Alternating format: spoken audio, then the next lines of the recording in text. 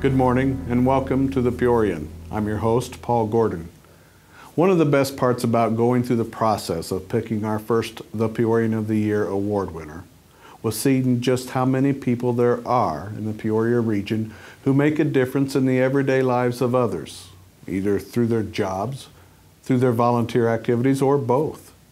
Now, these are people who have made it their goal to improve the quality of living in this region, either by economic enhancements, education, recreational pursuits, better health, or preventing crime. One of the most interesting parts was seeing how many of these folks are transplants to Central Illinois rather than natives. And yet, they have done much, not only in the past and present, but are helping shape the region's future. 5 of these are people we believe to be worthy of being the Peorian of the Year, a new award to be presented in April, along with $10,000 to a local not-for-profit organization chosen by the award winner. Today, I will interview the second of our 5 finalists for the Peorian of the Year Award for 2012. He's Jim McConoughey, president of the Heartland Partnership family of companies for the past 10+ years. I'll be back with Jim after these messages. Welcome back to the Peorian. My guest today is Jim McConoughey, president of the Heartland Partnership family of companies and one of the finalists for the inaugural The Peorian of the Year Award. Thank you for joining us, Jim, and congratulations on your nomination. Thanks. It's a great honor to be here. Many of the accomplishments that were cited by people who nominated you were things that were probably done during the course of your job, the normal course of your job. But has it been just a job for you? Well, this is really a lifestyle. I mean, I've enjoyed the work that I do. I'm blessed to be in a community that really appreciates the idea that it wants to advance, to have progress occur, make a great place for kids to grow up. And, you know, it is part of my job, but it's also a place that I live, and it's a place that I'll retire, and I really enjoy it. So what is it about Peoria that not only attracted you to begin with, but makes you want to stay and retire? Yeah, there's a number of things. I think the biggest thing is that I grew up on a farm outside of Dayton, Ohio, and Peoria doesn't, it reminds me somewhat of what Dayton was like. It's an industrial community, it's an agricultural community, it's a community where people really care a lot about the place they live. They care about other people. You know, it's often been said we don't have mountains and we don't have oceans, but we have each other. And that has made Midwestern living a very important part of my life. The only thing that you've given up is what? Trout fishing? Yeah, there's no trout fishing. In fact, you have to get anywhere to trout fish, you have to get in a car or a plane. So that's a minor loss.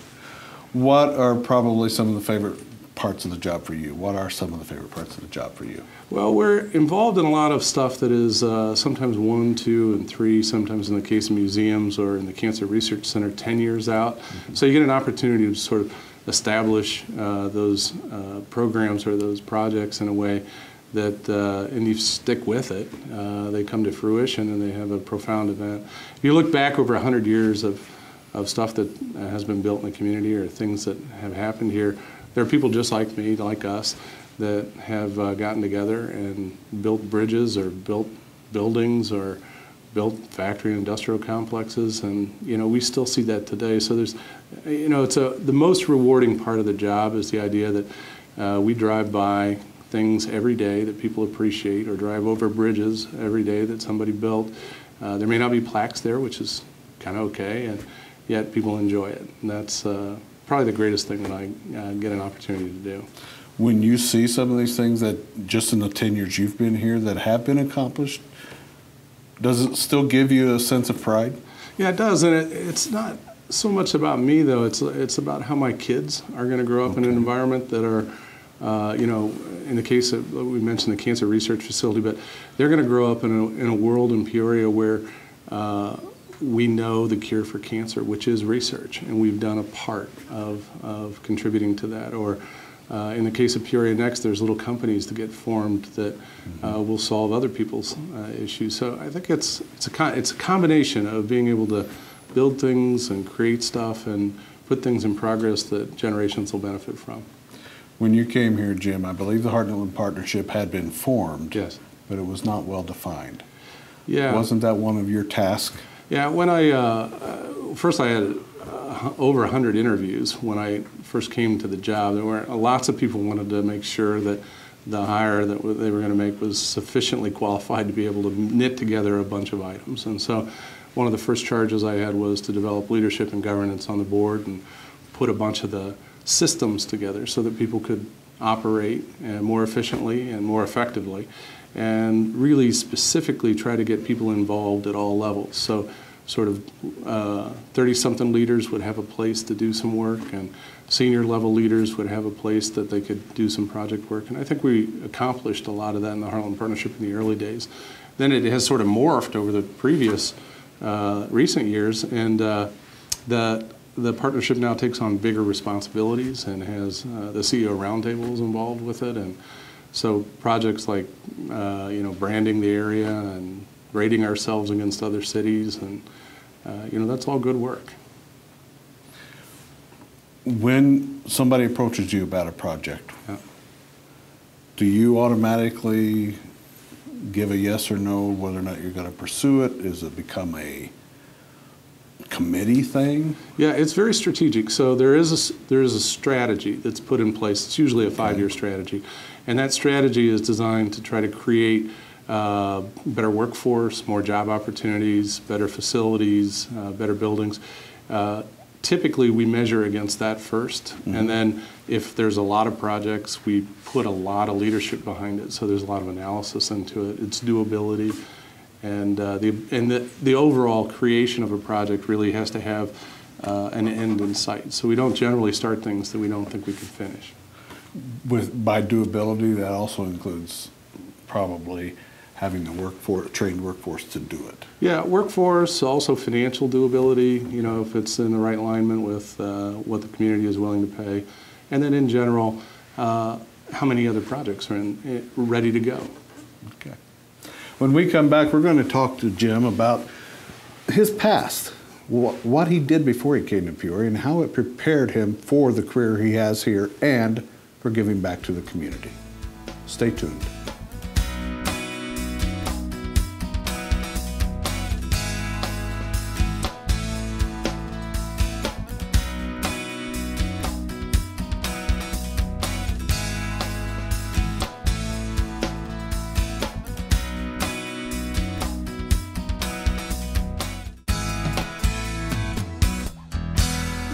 Welcome back to the Peorian. I'm with Jim McConoughey, head of the Heartland Partnership family of companies, and one of the finalists for the Peorian of the Year award. Jim, did you always want a career in public service? No, not really, but my mother, who had a great influence on my life, felt that public service, being a doctor or being a teacher or being in public service, was a noble cause. So I think that did influence. I didn't start out that way. I was in business at first, and I think that background, both in the discipline of running off a balance sheet and hiring folks and being able to make payroll, has led me into a place where when you're doing economic development, you understand what the constraints are and what the issues are that are very relevant. So it served me well not only in operating my Heartland Partnership type of companies, but it served me in the economic development side of what we do. Okay. Being able to listen carefully to what that language is and what their real issues are. Tell us a little bit more about that background. Yeah, so I grew up on a farm, and my mother was a school teacher, Dad was a lineman in a power company, both union folks, and we grew up outside of Dayton, Ohio with a cattle operation. It was a poor hobby farm. It was, we were terrible farmers. And grew up in a century house, so it was the same house that my grandfather had lived in, and it was 3 younger sisters, so it was sort of a very typical rural lifestyle. I went away to college and went to a good school, and the school had lots of folks that had money and had different things, so it was a big culture shock for me to sort of be around and a part of folks from cities all over the country. I joined a company that built hotels for a living after that, and the hotel company had me traveling all over the country, and for the most part I sat on the other side of the desk from economic development people in cities all over the East U.S. and was trying to make determinations. I was sort of classically trained as a developer to hear what the growth of the city looked like and what the characteristics of where to be appropriately situated or located within the city for highest volume and traffic for that. And so those skills, the sort of the hard work ethic of the farm life, and then the ability to talk to lots of different people from different socioeconomic classes, and then learning the discipline of business and living all over the East U.S. Allowed me to sort of translate that into economic development jobs. And it allowed me to be a better public servant, being able to talk to community leaders and public elected officials in a way that I had done with the hotel company that I was with. How did that background, what about that background did you use to convince over 100 people that you were the person for this job? Oh, I don't know. Maybe it was lack of options, but I do think that one of the things is I had 2 little kids, and I was looking for a place to raise those kids in a way that I knew how to raise them. And so my wife and I left the Chicagoland market and moved down here. I think that the other thing that was of interest to that group was I had a strong background in economic development leaving Chicago, transitioning from manufacturing and agricultural communities into 21st century type of jobs. And so that was very appealing. We have a lot of assets in the community here, and so it was, again, being able to put together those types of things for job generation and for community development. You understood when you came to Peoria already that chasing smokestacks was a thing of the past, isn't that correct? Yeah, you know, there's jargon in our world, and what we usually say is the buffalo hunt is dead, which means hunting those big smokestack type industries is rather expensive and relatively fruitless. Mm-hmm. And the new modern way is gazelle hunting is in, which is entrepreneurial, fast growth, companies that are smaller that'll hire more folks more quickly, but if you have a lot of them, it's a very vibrant economy. And aren't we seeing that right now? You know, we are right in the midst. There's lots of transition. People have lived 3 or 4 generations in either farming or manufacturing here in town, mm-hmm. So this whole idea of small business is a little scary. The idea that your children may work in several different jobs and maybe even different industries that don't exist right now. I mean, we didn't have any data miners or web analytics or any of that stuff, and so now that exists. And so that's, you know, in general, that's the big transitional piece that we've seen. Okay. We're going to take a break now for messages from our sponsors, but first we're going to hear from Kevin Kaiser, and he's going to talk about what's going on in the literary and culinary world. Stay tuned. Hey, you're here. Let's get started. Politics and literary websites are the topics today. With the political season upon us, a couple of weeks back I highlighted some of my favorite political-based writings, fiction and nonfiction. But there's one author in particular whose work has had a resurgence lately, thanks to some on the conservative side of the spectrum, Ayn Rand. And it is pronounced Ayn, by the way. Rand's best known for the 2 novels The Fountainhead and Atlas Shrugged, and promoting a philosophical system she called objectivism, which is basically rational and ethical egoism. Last year, a movie came out based on Rand's obsession with uber-rich and their choo-choos, with a second installment coming out this year. But instead of me prattling on about Ms. Rand, let me point you to someone who has written a detailed analysis of her work, which leads us to my second topic, literary websites. The literary website literarykicks.com is going on its 18th year of web existence, which is the equivalent to 144 years of human existence. Now that's based on the well-known mathematical formula equating 1 year on the web to 8 years of human time, which is slightly longer than a dog year and much shorter than a Sex and the City year, which of course is how old you feel after sitting through that horrible, horrible show. Anyway, Literary Kicks was created by Levi Asher, a very talented writer and provocateur in the early 90s. The website started primarily as a tribute to the beat writers, but since its inception has evolved to cover all kinds of literary issues. Last year, Literary Kicks began publishing ebooks, and one of the first and most popular was Asher's Why Ayn Rand is Wrong and Why It Matters. The ebook shot up the Kindle charts last summer, and I highly recommend it. So go check out Why Ayn Rand is Wrong and Why It Matters at literarykicks.com. And while you're there, check out some of the pieces I've written for the website over the years, including topics like Hunter S. Thompson, ancient haiku poets, and the Russian poet Vladimir Mayakovsky. So that's it for my segment this week.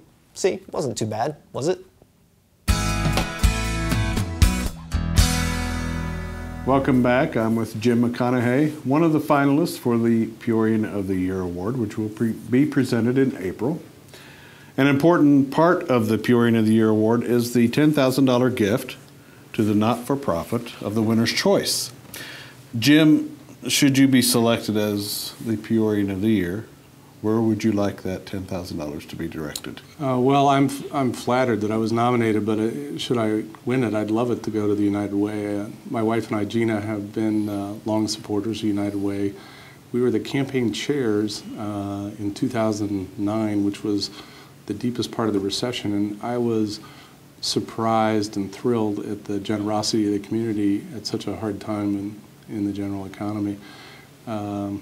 I enjoyed United Way's accountability in the way that they spend their dollars or invest the dollars in the community services with some kind of outcome measurement, so you know the dollars are well spent. They have very low overhead in their overall administration, so it's a very amazing organization, and they've done great work in the community, and I'd be very proud to see them get $10,000. It's been said before, and you've probably even said it, that Peoria is a very giving community. It is. It's in all facets too. People give of their treasure, so it's they build buildings and they endow funds, and they're very generous that way.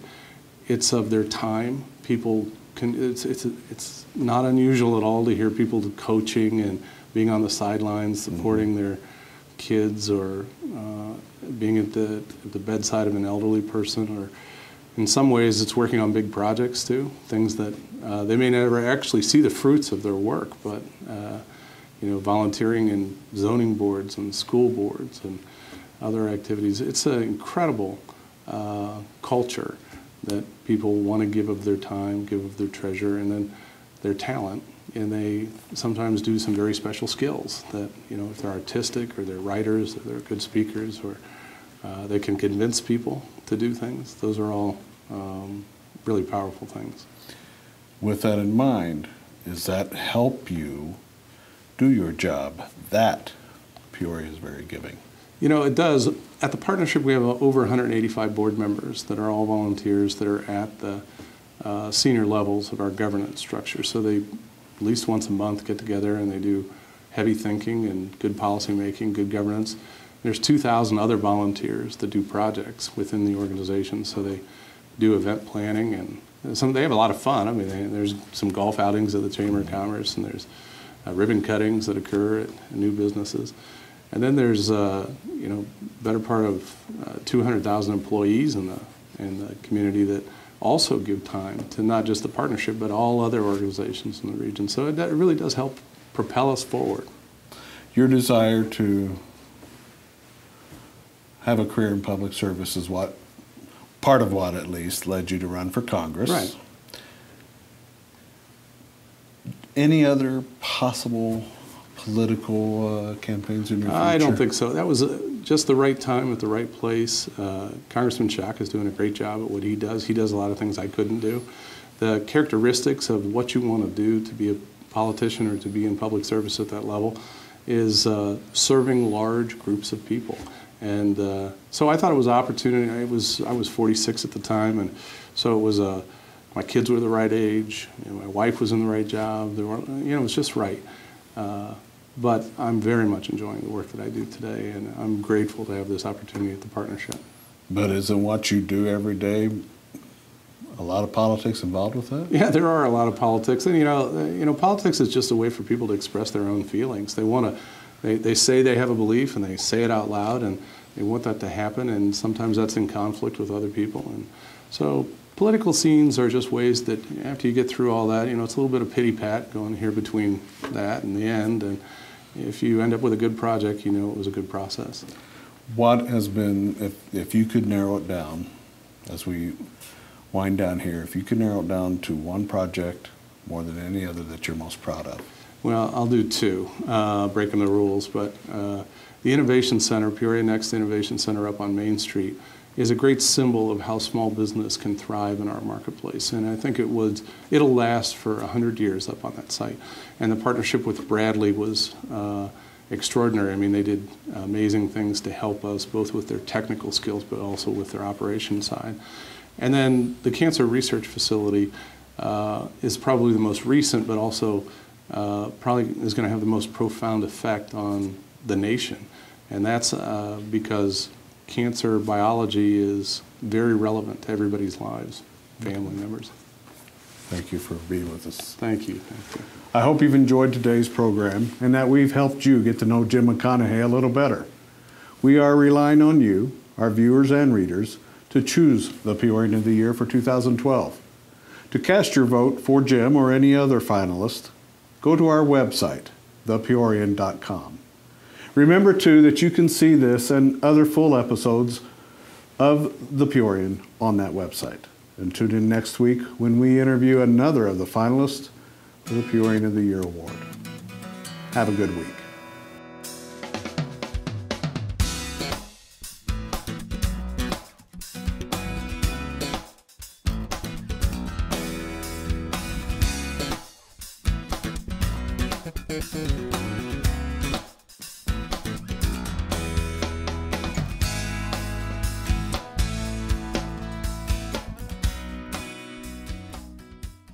Mm-hmm.